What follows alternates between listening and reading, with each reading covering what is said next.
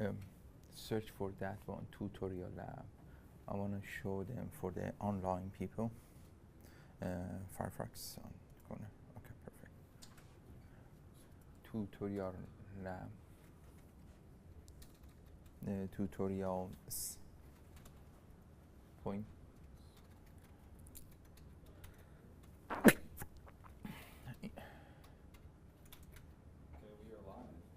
Okay. Good morning, everyone. Today is Friday, March 30th. We are at George Washington University, School of Engineering and Applied Science, CIS Computing Facility. I'm Hadi Mohammadi. I have Jen, my colleague, and Adam Kasper doing the web services for everybody that is watching us live on YouTube. So this is the Linux workshop number 2. We had workshop number 1 last week. It will be available for you from the ccf.cis.gwu.edu. You can have access to the video also on YouTube. Please search YouTube channel. It's called CIS Computing Facility.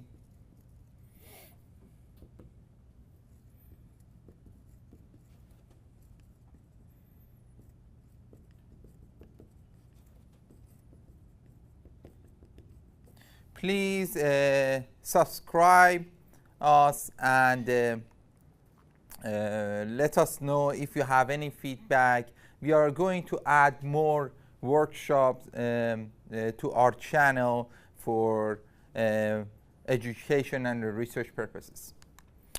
So the people that are here in our lab, we have an audience over here, and also we have an audience online. The people that are here, you have a computer with the Linux CentOS operating system in front of you. You can log in with your NetID and password, GW NetID and password. The people that are watching online, they don't have access to our lab, please go ahead, go to the tutorialspoint.com, and as Jen showed to you, is a Unix terminal online. You don't need to have a Linux operating system for accessing a terminal. You can have it online by just open any browser and search for that. This will help you, whatever practices for the command line that we are doing, you can implement it at home or where you are located. So we start some basic commands last week, and we talked about the copy command, nano text editor. We are going to dig to more Linux permissions today. We are going to talk about how you can SSH or communicate with other machine through to the some protocols and the secure protocols. We are going to cover SFTP and SCP protocol and the file transfer services by using a Linux terminal. At the end, we are going to cover porting X11 session on your local machine.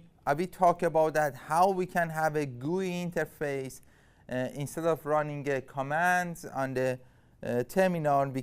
We wanted to have a GUI interface software or whatever that we are transferring from or communicating from other machine or the services.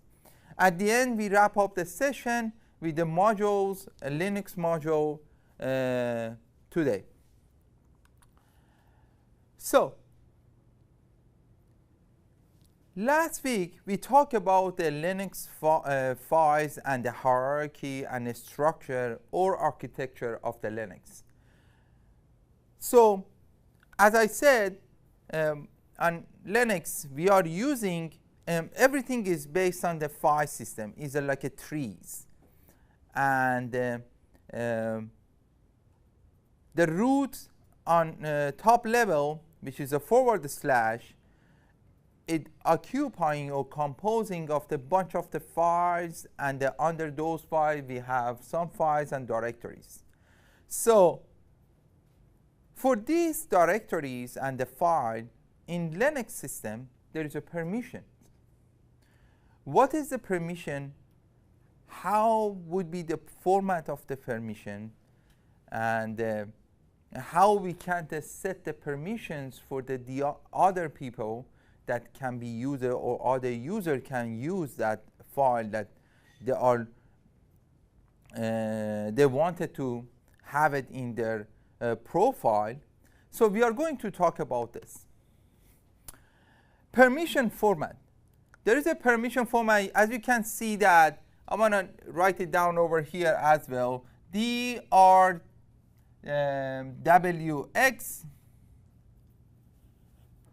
I want to make it with the space because I'm going to talk about all this individually. As Jen shows that for each, in the terminal, if you use the command ls, we talked about that last week. Ls give us a directory list, the list of the files and directories.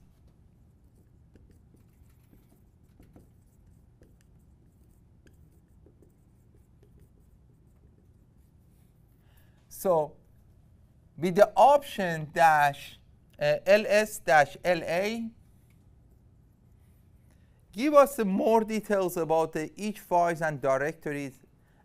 However, today we are going to talk about one column, and one column. The first column shows the permission in these files and directories. We will talk about in the different workshop, we are going to talk about all this, but today I'm going to emphasize on the first column, which is the permissions for the file and system. These permissions, they are composed of 10 characters. And the first character will tell you whether the listing is a file or directory. If as you can see that in the left side, if I started this column with D, D is a shortening of directory, right? Means that the file in front of that, it's a directory, all right?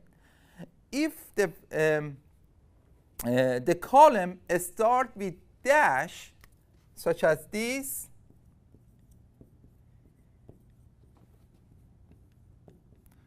means that this is the file.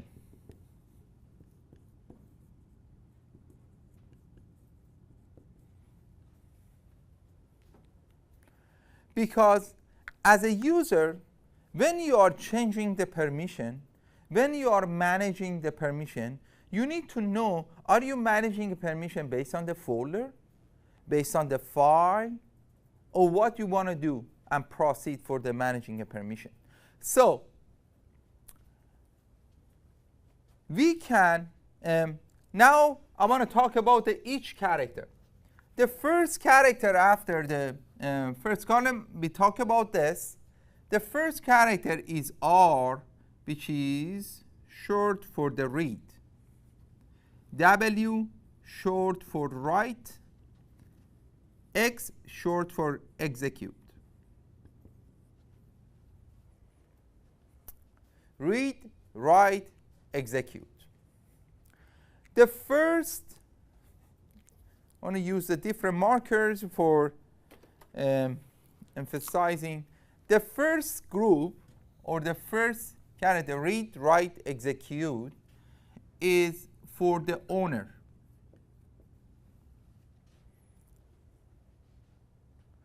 The second group, which is the character 5 to 7.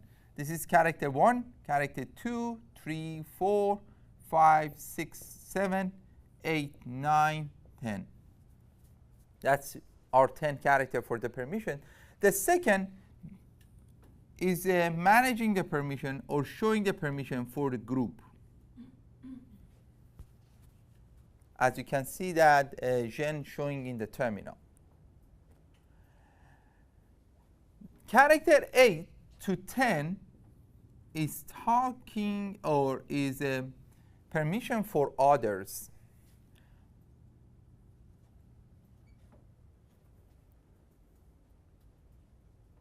Or in some, everybody talk about the everyone, others, whatever convenient for you, you can use it. So owner, group, and other. Since that Linux created, they keep this type of permission because it is the best managing, and it is the best way of the managing a file system and the directories. So we are going to talk about each of them individually. We are going to create the file, change the permission. So we want to talk about the group, file, and permission. However, let's talk about the read, write, and execute. What does it mean to you? I want to start from now from the others. Others, if they have RWX, means that they can execute the list of the file of the directory or directories. They can write or create with the W permission. And if they have a read permission, means that they can read the file.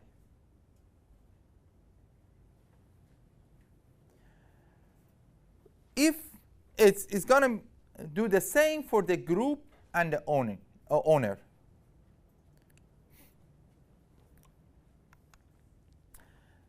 So D is a directory of file, owner, group, and others, everyone.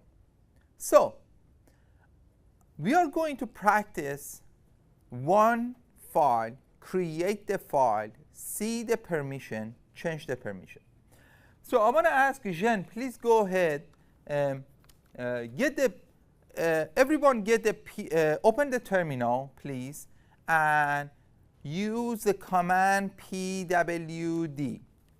I want to write down the command line again over here. ls-la was the first command. Now we are using a pwd, which is the print working or current directory, right? So we want to see that where we are located. As you can see that Jean is located on he created directory is called workshop, right? I want everybody do the same. Whatever that you are, the current path of you are, please create a folder or directory. What was the command line? We practiced it last week. mkdir and mkdir space workshop, right? Then change the directory, go inside the workshop, because whatever that we are going to practice, we are going to practice it inside this folder, right? We don't want it to mess up our profile or something. mkdir. That's making directory.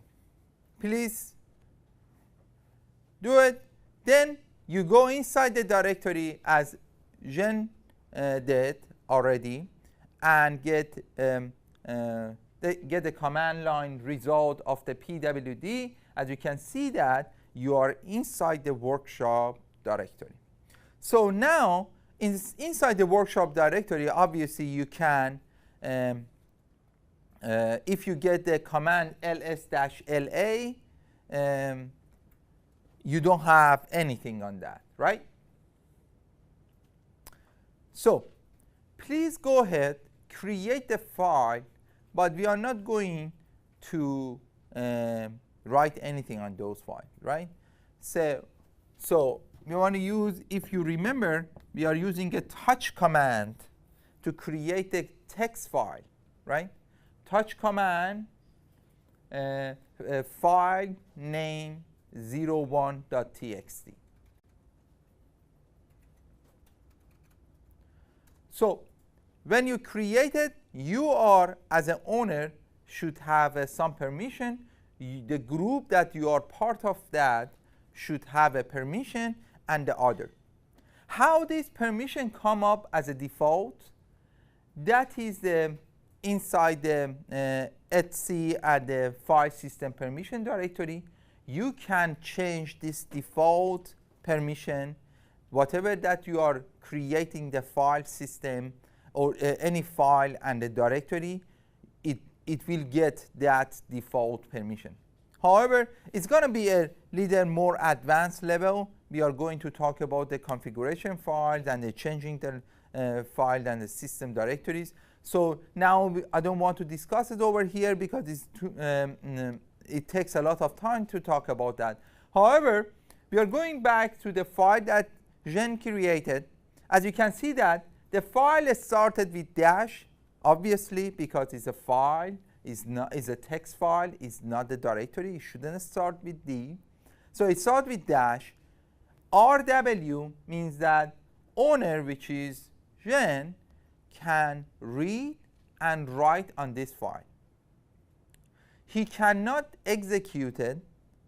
It doesn't have execution, as you can see that, is dash, right? The group that Jean belongs to, which is games, right, can read this file, but they cannot change anything on this file. And others, whoever log into this computer, whoever access to your file, they just only can read your file.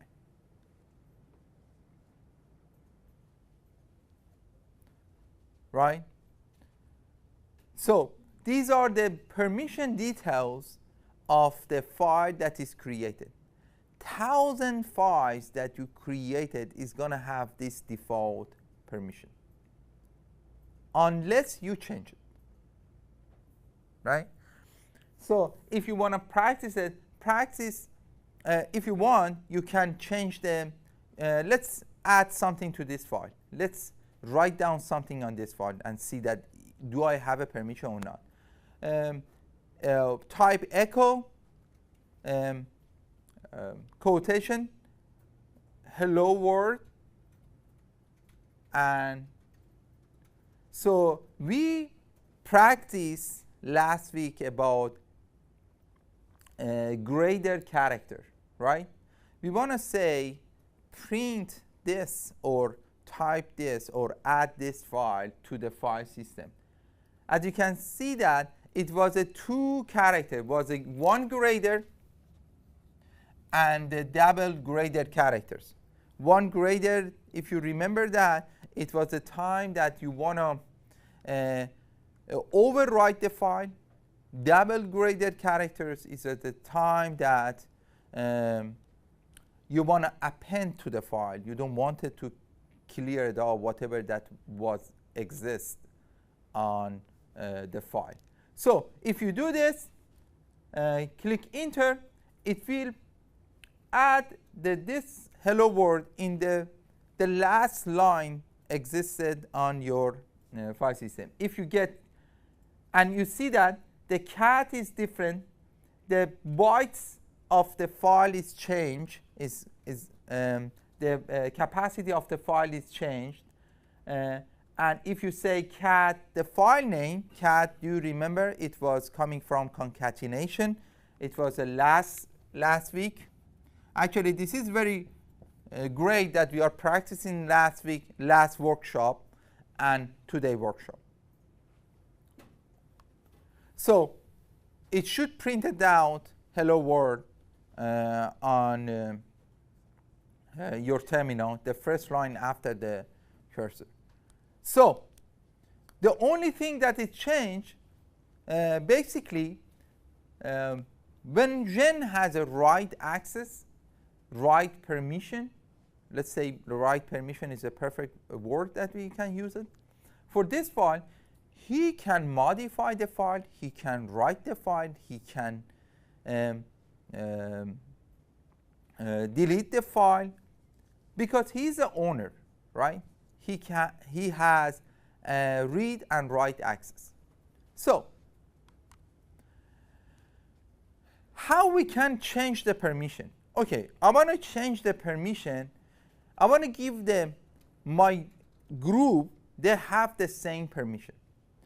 There are in the two ways that you can change the permission.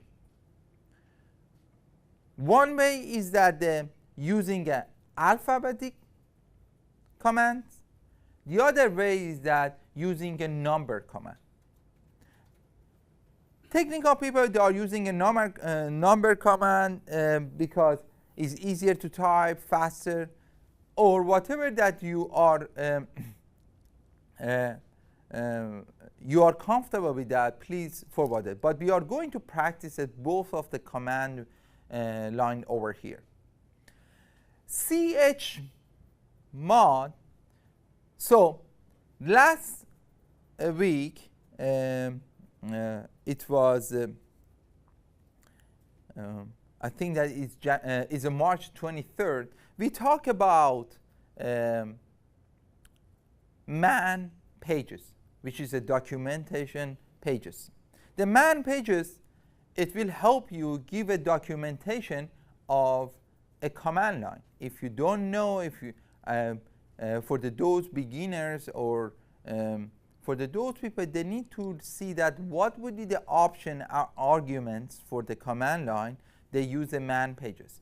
So as you can see that you can type man space chmod or chmod.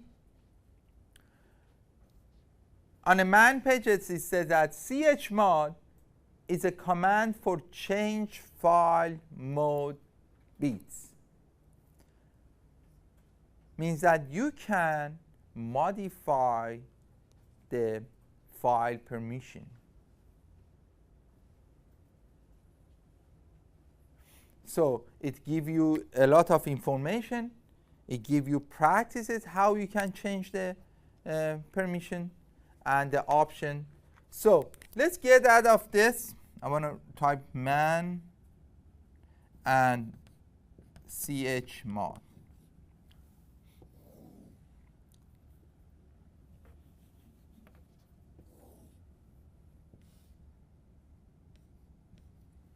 So let's go back by typing Q.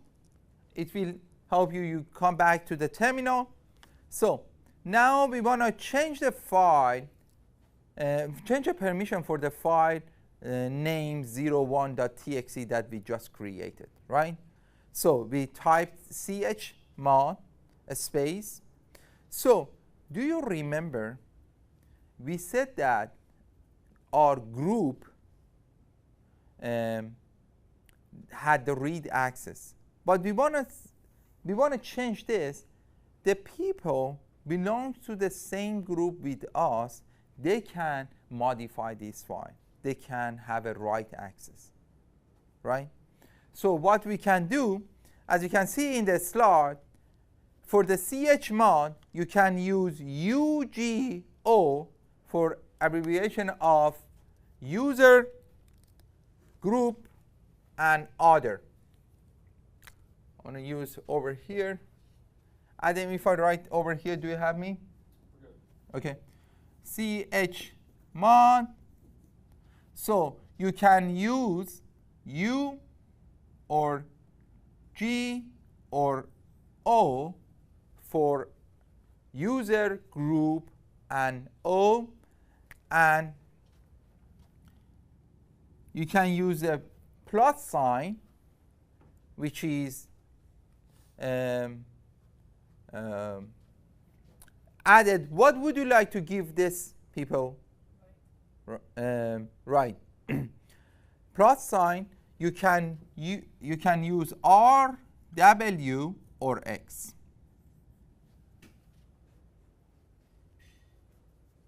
Right? So then you will, after that, you can use a file name. So if we come back to the terminal, in the first line, as you can see that above the man chmod, it says that, okay, this is a file. It has owner has a read write, group has read, and the others has read also. So we want to change this with the command chmod. The group, I want to give them write access. As you can see that if you compare this line with the above line, see that the group has write access. So there is another way we use, instead of u plus w, we can, or g plus w, we can change number for that. But the problem for this, you need to, if you want to change totally the permission for the file, is much easier for this way, right? That way, it will change only for those target of the user that you are going to change the permission. In the second way that I'm going to talk about that with the number, it will help you. It will help you to change a permission for entire default system. So we want to talk about the read equal to the 4, write equal to 2, and execute equal to 1. So I want to change the permission of this file completely for all the target users. So what can I use? I use the same command, chmod. Now, I said that read is 4, write is 2, execute is 1. For each group, you can add up this and come up with the result of the addition of these numbers, right? So read is 4, write is 2, means that we have 6 so far. So we don't have an execute, we don't want it to have execute, it's going to be 0, right? So if I wanted to have for the file name 01.txt, I want to give a permission of read, write, and let's say change it, read, write for the others as well. So how can I use this as a number? Read, write is going to be 4 plus 2 equal to 6. 4 plus 2 equal to 6. And the last for the others, 4 plus 2 equal to 6. So if I use chmod 666 as an option for, and the file name of the file, which is the file name 01.txt, it must change the file permission to read, write for all the target users, all the users. So as you can see in my left TV, it changed the permission read, write for the file name that we wanted to change. I want everybody practice it. I want to give access, read, write and read, write for the owner, write for a group, and nothing for others. Means that if you are not belong to the group that I am emphasizing and changing a permission, you cannot see my file. So I want to you practice it and come up with the number that you want to use. As this is Jean printed out, read write for the owner, read write for the group, and nothing for the others. I want to, since I cannot hear the YouTube audience, I want to use the over here. What's the number yet you come up? 660. Right? We use 6 for this. 6. I don't want it to have this. It's going to be 0, 6, 6, 0. If you change it, you get the ls. You see that others do not have any permission. So now I want to wrap up permission. I want to talk about the permission. If you so in the two ways you can change a permission. If you want to change a permission individually by the group or by the user or by the others, you can use the U or G or O or A plus the permission that you want to give them, and then file name.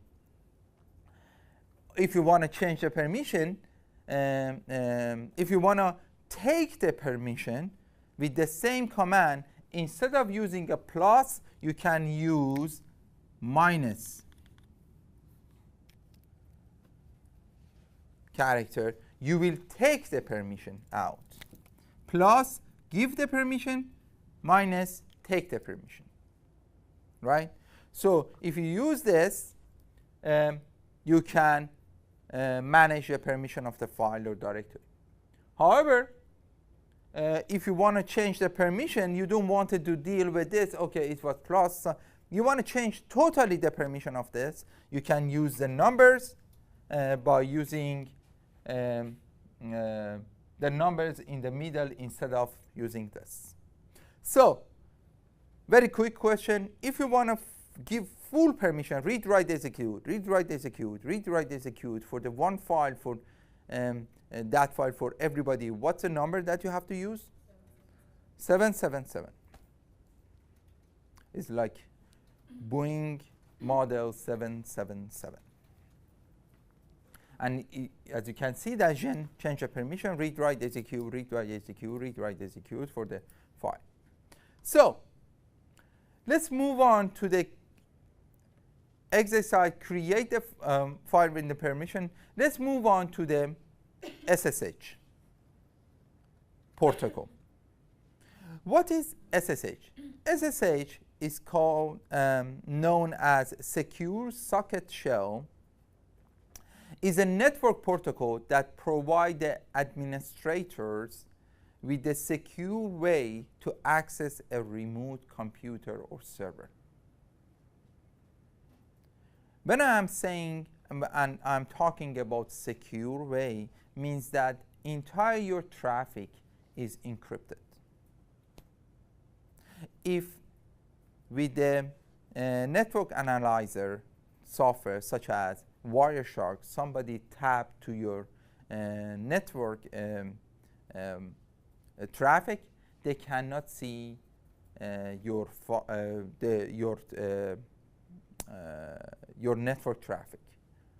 So entire your communication is secure. Also allows user to securely log in from another computer to the server or the computer for the target server computer that you want to have a remote access. SSH is a replacement of the Telnet protocol, which was the clear text. Everything that you pass it, and using a Telnet protocol, it was a clear text. If somebody tab in, they can see your username and password, whatever that you are doing. Is a replacement of the FTP rlogging, RSH, and RCP. That is very off-cycle protocol that used to be used. So what the port that SSH is using? Port 22. SSH is using a protocol port 22, and if you are not able to SSH to one computer, so beside the username and password, make sure that the computer that you are going to SSH to, that first the SSH is active on that computer and the port 22 is enabled.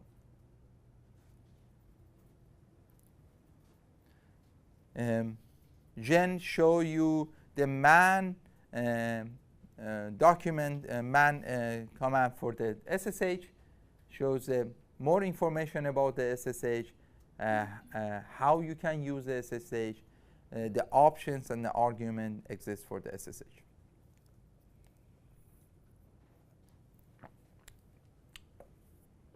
For SSHing to the one computer, you always must have a client and a host to be able to remove the access, right? Client is a machine that you are sitting in front of you, or the machine that you want to use it as a client, right? What is host? Host is a server or the computer that you want to connect to. So we are going to practice it for the GW members. It's very good because we have a lot of services regarding a cluster, Colonial One, shell. We are going to practice it to SSH for one of these services or the servers, then use the SSH protocol.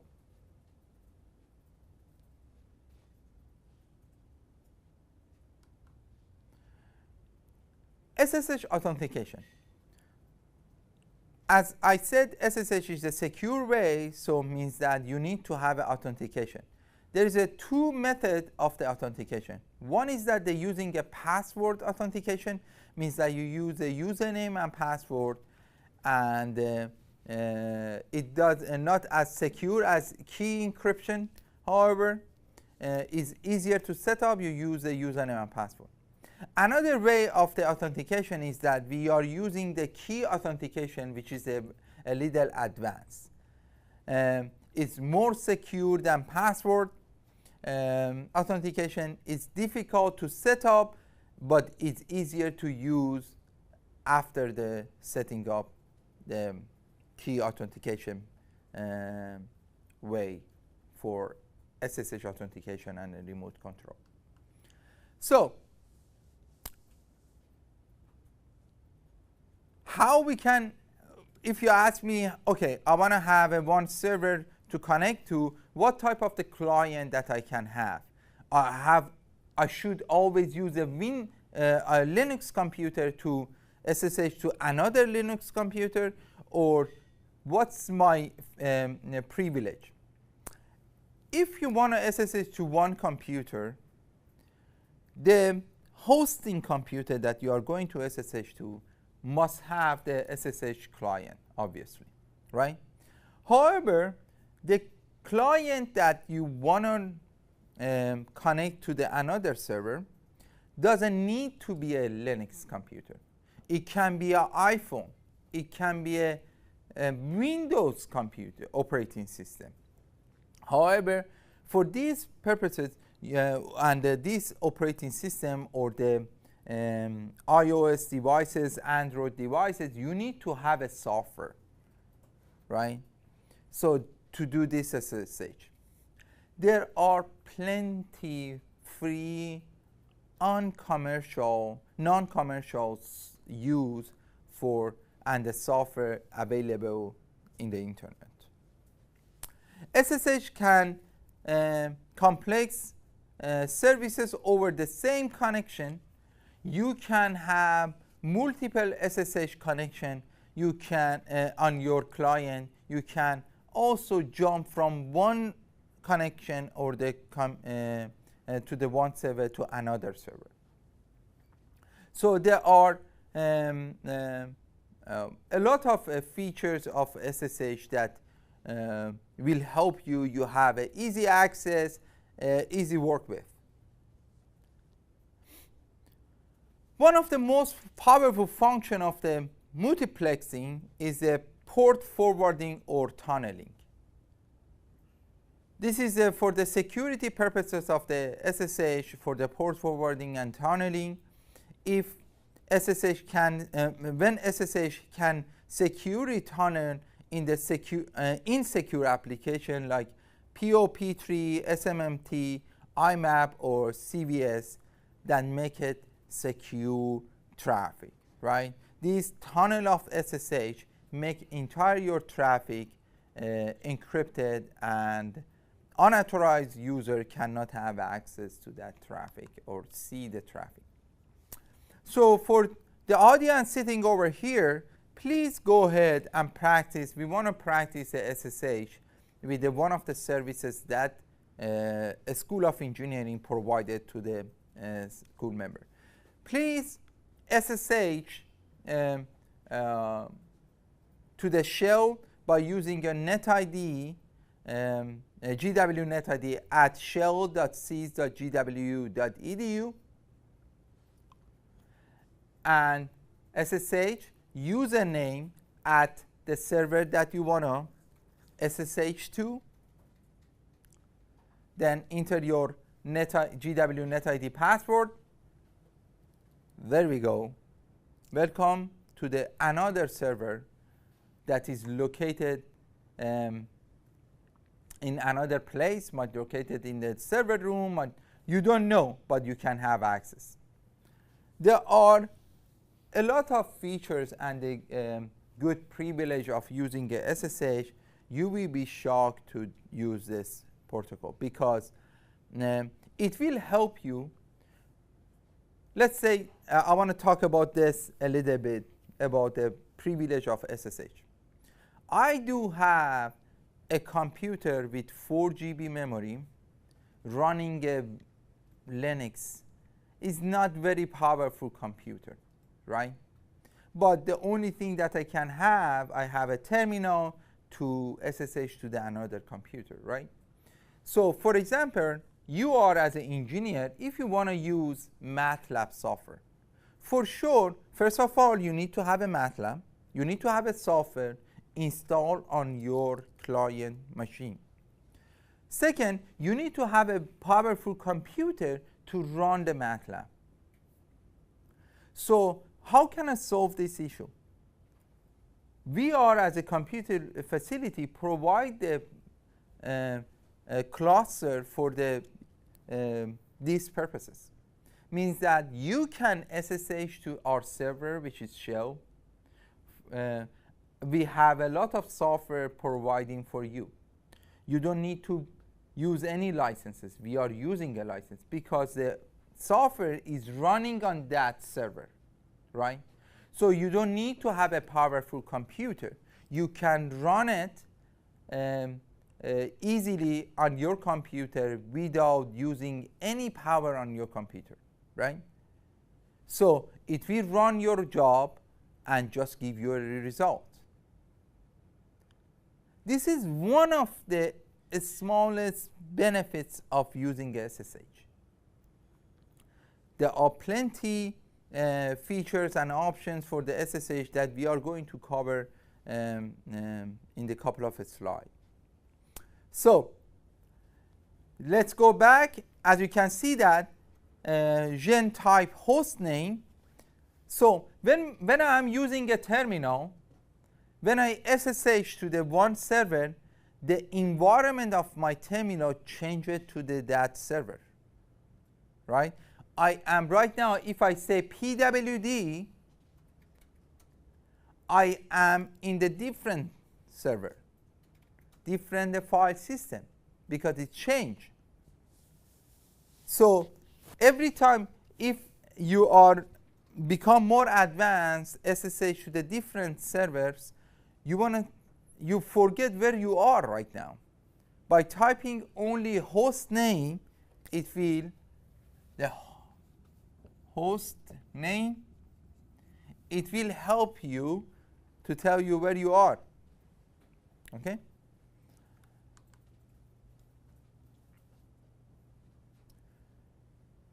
I want to talk about another command. It's called uname-a.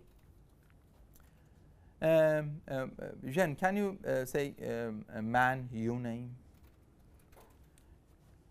Uname is a print system information. I want to SSH to this. I want to say that, okay, Professor Mohammadi says that, oh, okay, if you are SSH to this, it's going to provide a good computer. I want to see that what type of operating system that I SSH to. I want to get the information of the connection server that I have, right? So I have a connected server. I want to see that what type of information that for the system that it can provide it for me. So if you don't remember this, I want to use the man uname command. It will show that the print system information. So let's get out of the man. We use this command with the option -a. Uname -a, it will say that, okay, you are SSHing a Linux operating system. The host name of that Linux operating system is a shell.cs.gw.edu. The version of the shell that we are using, and the time that we have a connection in the is a UTC time. But I think that the time should be January 4. It shouldn't be January 4, right? So we need to update our server time. I apologize for that, but the server is based on the UTC time and give you the time of the server. What's the operating system is 64-bit and 32-bit, and supporting the 64-bit and the 32-bit both support, is a GNU Linux. And these are the information that we can get it, right? If you use you want to see that what type of beside the man page, you don't want it to jump to the man directory, and you want to see it on the terminal. You are tired of going to man, use the cube. You can use uname -help or -h help double that. So it will give you, if I use -a, it will give me all the information that I needed. If I use, let's say -s, use a uname -s, it give me kernel name. Is it Linux? All those information in one line give it to you. You can get it individually. So this was my point. If you want to see a command, but you don't want it to command options and the argument, you don't want it to go inside the man page, because man page is more details. So you want to get the most common or popular command that you can use it. You can use a --help in front of the command line. It will automatically give you the list of the options that you can use it for this in the shorter way. Man page give you more information and the details and how you can use it. It might have some examples, and but this will help you immediately. If you know what is uname, you know what couple of options, but you want to just practice different options that you haven't used it. So you can use this way.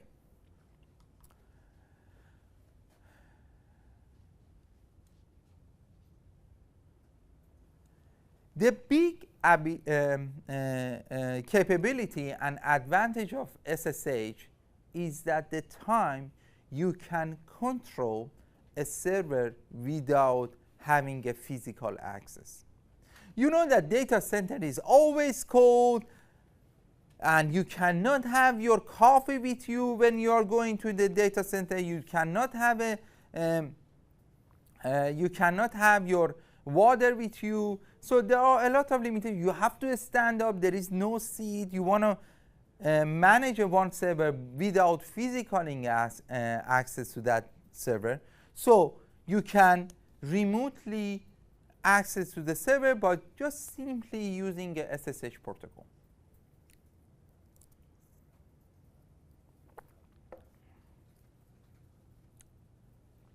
So for the terminal, we want to make sure that you are at your lab machine prompt, or that you are in the host name of the machine. You can just use the SSH into this computer.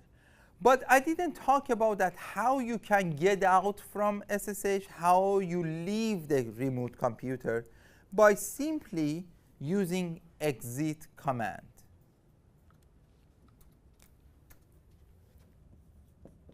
Exit, it will command leave you out of the Linux or the connected server that you had it before.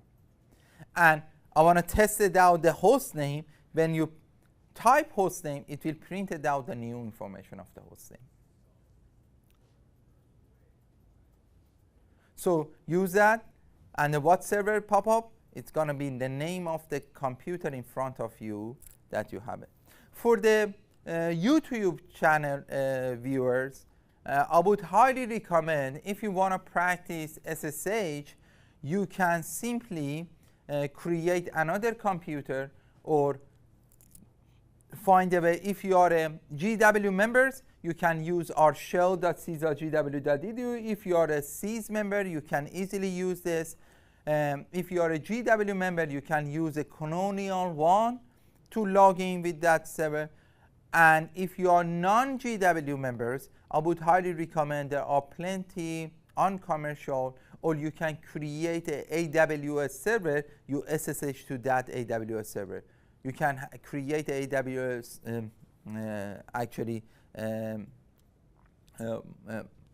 server, or by the Linux, and you can SSH to that server. SSH by file transferring. So I said every traffic that you are doing during a SSH session, it's going to be encrypted. If you ask me, how can I transfer the file by using SSH? SFTP is SSH File Transfer Protocol, enables secure file transfer capabilities between network hosts. All the SFTP traffic is encrypted. I said a couple of slides before, FTP is a file transfer, but it's clear text. Whatever that you are transferring in the network, if you are using a FTP protocol, is in secure and everybody can see what you are transferring. But I want to use FTP by using SSH protocol, which is a tunneling protocol for FTP, right? So it makes a secure transfer from the client to the host, or vice versa. You can you authenticate with the same credential that you use it for SSH. So I want to use this protocol for the shell and put the document or file that I have inside the shell. So easily you can use a SFTP, can be used for the command line, and you can use it in Apple or the different operating system. I want to use SFTP username at the server that you want to put, so we want to have access. So if you use this command, see that it jumped, the next one is SFTP. you use a username and password before that is command. So I wanna you can use a regular command like a pwd and working directory pwd, or change directory, list of the file, and all this. So however, how can I copy, or how can I copy the file, or how can I copy the file from the client to the host and from the host to the client? If I want to use it over here, this is my client, which is the computer in front of me. This is the host, which is the computer that I am connected to. So if I wanted to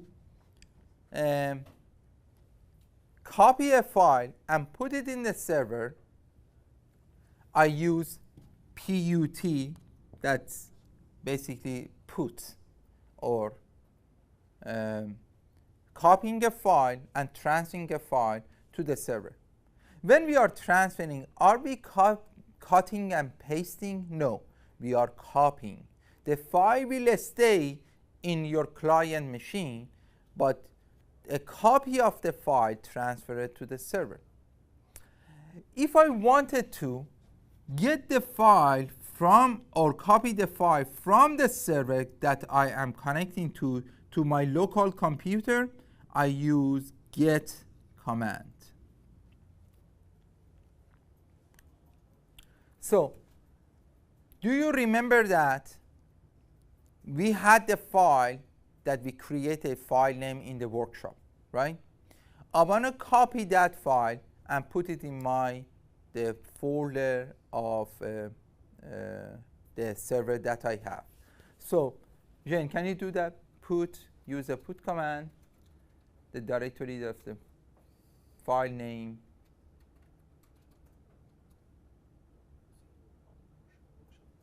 Yeah. Workshop / file name 01.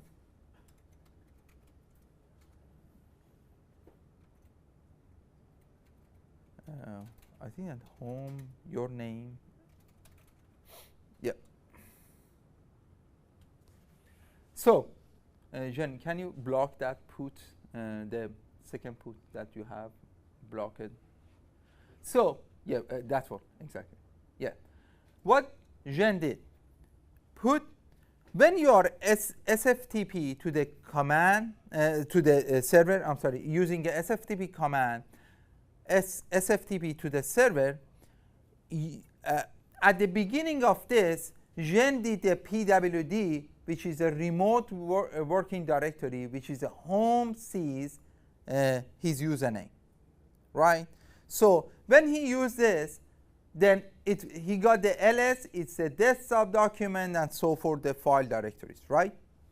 So he said that put copy whatever file that I have in the directory is called home sees his username workshop file name 01.txt, put it in the same directory on the remote server that I am currently standing, right? So what has happened, it copied the file. It says that they're uploading a file from this to that location. It was only very small file. It takes less than a second. That's it. As you can see that this 00 is the time of the file copying the file download. If you are downloading a bigger file, it's going to take longer, right? So he did it. When he get the ls, show that at the bottom, the file txt will be available over there.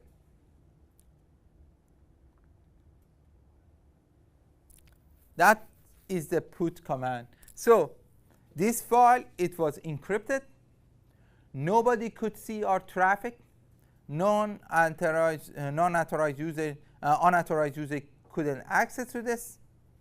So that is the way for transferring a file securely to the SSH.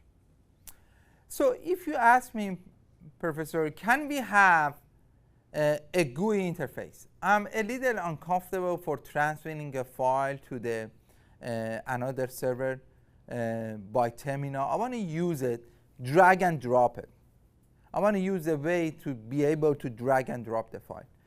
Of course, there are plenty GUI clients that you can install it on your operating system, and you can use the securely transferring the file, but in the GUI interface, right? One is that for Windows users, they can use FileZilla. It's free. All the software that we are recommending during this workshop, we are looking for the open source free most popular software that everybody uses. FileZilla for Windows, Apple CyberDuck we can comment, we can talk about that. It's very easy to use, and in Linux also FileZilla Linux version is a good version. So for if you want to become a Linux user, so you can have two options: Linux by using a terminal for SSH using a SFTP, or you can use a software FileZilla for having a GUI interface.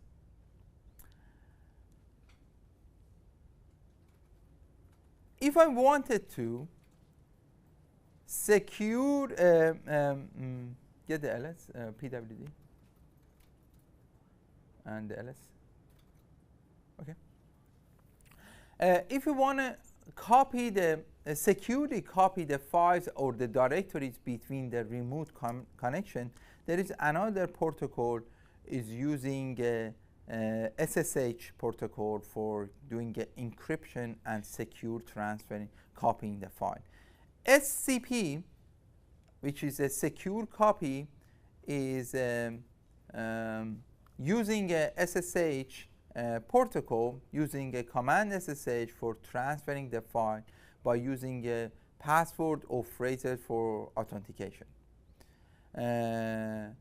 So if I want to copy if you ask me what is the difference between SCP and SFTP, but with the SFTP I was putting the file, means that copying the file from my client to the host. The difference between this is the SFTP protocol. The difference between SFTP and SCP: for SCP, you can copy a file from one host to another host as well. If you can see that SCP is another command that we are going to use, or we are learning in this workshop. SCP source destination.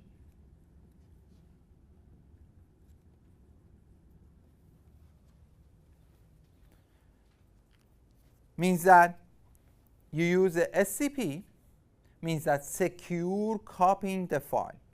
What is my source? One host.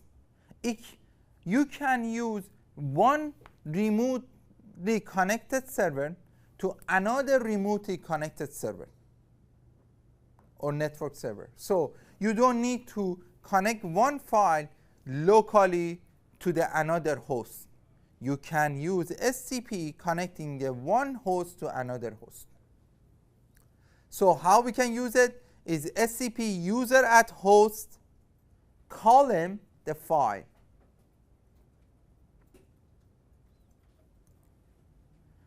And you can, the destination is going to be your username at file, at the host number 2, column the file.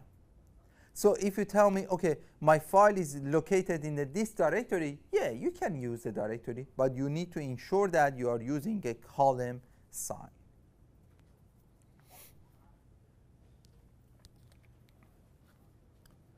So since we don't have, especially the YouTube channel viewer, they don't have two multiple hosts, and we don't have a multiple host over here, I just wanted to have this slide for you to for you guys to understand what is the difference between STP and SFTP.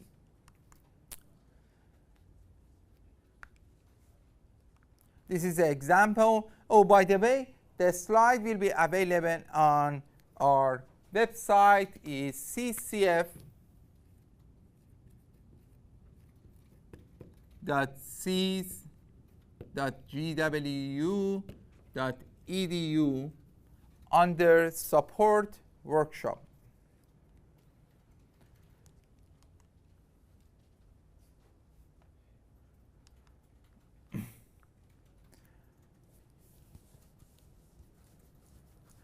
So let's practice X Windows. What is the SSH by using X Windows? What is X Windows?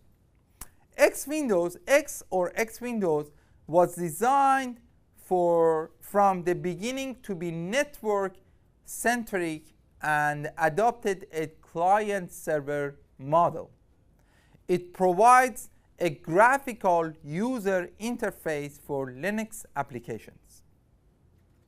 Do you remember I talked about the MATLAB or any engineering software that you want to use it in the powerful computer, but you don't want it to run it on your computer that doesn't have enough memory or doesn't have a powerful CPU? So you can use, but you don't want it to use a terminal. This is the way that you can take advantage of SSH feature. SSH-X will help you to an X client is usually application written with the X library like MATLAB or your Windows Manager make your on the desktop. So couple of things that is confuse everybody.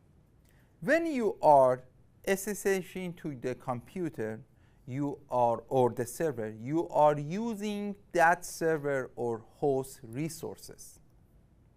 If you want to run a software on that host by using SSH-X, you don't need to have that software on your local computer. That's confused everybody. I don't have a MATLAB on I don't have an installed MATLAB on my computer. Doesn't matter. You can SSH to one computer using engineering software or whatever software available, whatever resources available on the connected host or server, right?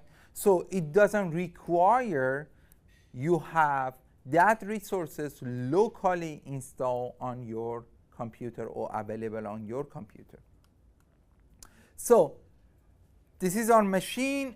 We are going to use our machine and running a X client using using a X Windows to the remotely accessible computer.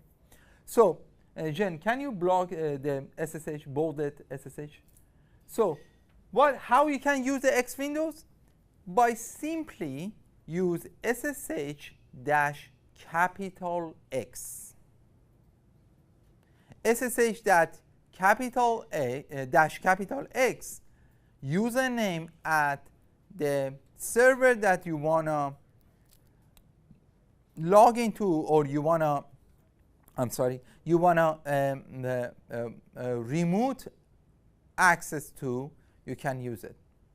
So Jen did the SSH-capital X username at shell.c.gw.edu. You will see that, oh, it come up and doesn't do anything. There is no GUI interface because you didn't use any software yet, right? So how we can use this software, how we can forward in this command. So we want to practice a couple of things. Let me see the practices over here. So let's XIs. Oh, you use a MATLAB. Jen is going to run MATLAB 2014b, which might not be available on your computer in front of you, by using a remote server plugin. So you don't need to have a software installed on your computer in front of you. You don't need to have powerful computer. You are using your resources, but you will see that the GUI interface of that resources. So see, you are running a MATLAB on a very powerful server, like a 120 gigabytes for the memory and a lot of CPU cores, but it have a terminal. Can you close it? There is something that Gen use after MATLAB, running a MATLAB. There are two ways to running a software and resources remotely. When you are remote, get the host name where we are right now. Perfect. We are in the shell. We are in the remote connected server. So I want to run a software without interrupting my terminal, because when you run the software, your terminal is busy with running that software. I want to run the software or there's running a resources, put it in the background, because I want to do another thing in my terminal. By simply using xeyes and dash, let's say use the xeyes, enter.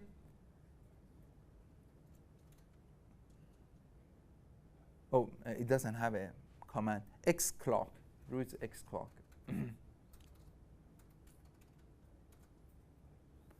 Doesn't extern. Yeah. Oh, 0. Oh, that's shell. Go to shell 01.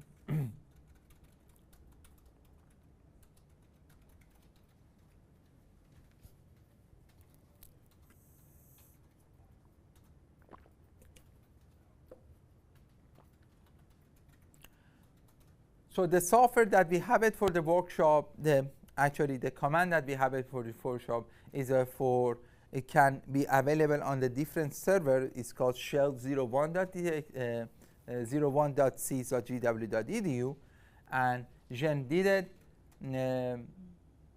Xeyes, perfect. You see that when Gen running xeyes, it will print it out that that's a software, built-in software. You can install it on your local computer as well. It will run the xeyes software as a GUI interface, right? Not on your terminal. However, it makes your terminal busy. It doesn't let you to enter another command or anything. But I want to run the xeyes, but I want to work with my terminal, right? So when you close the software, it automatically back to this. Type xi space and which is a shift 8, right? And command, no, shift, I'm sorry, shift 7, enter. So you see that it's running number 1. That's who can tell me what is 21,553? I'm sorry? Yes, it's a job number. We covered it last week, and it's a job number of this xeyes, and I can have my terminal to do another thing. Jen, can you type xclock also? So now I have xclock and xeyes, two software. I'm using a remote server connection. I don't need to use my resources. And if you want, you can have multiple software without concerning about your local computer memory or CPU. That's the that's the best privilege of using actually this type of the features of SSH.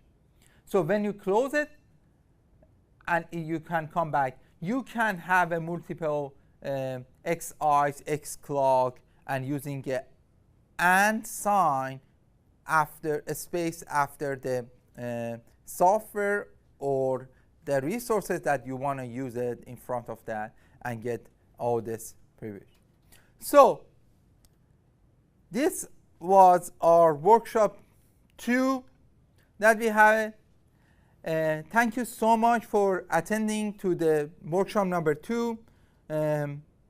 Please go to the link and write out. You will receive the email as a feedback and the survey that please go ahead do so, because it will help us for the next semester on the other workshop that we have. We make it better for your convenience.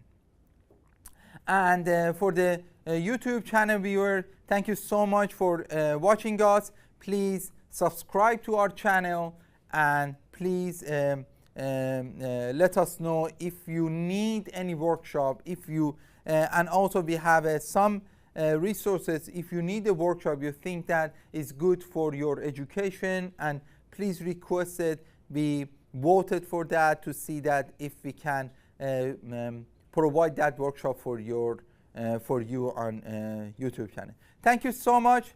Have a great weekend. Thank you for attending over here for these people. See you guys in the next workshop.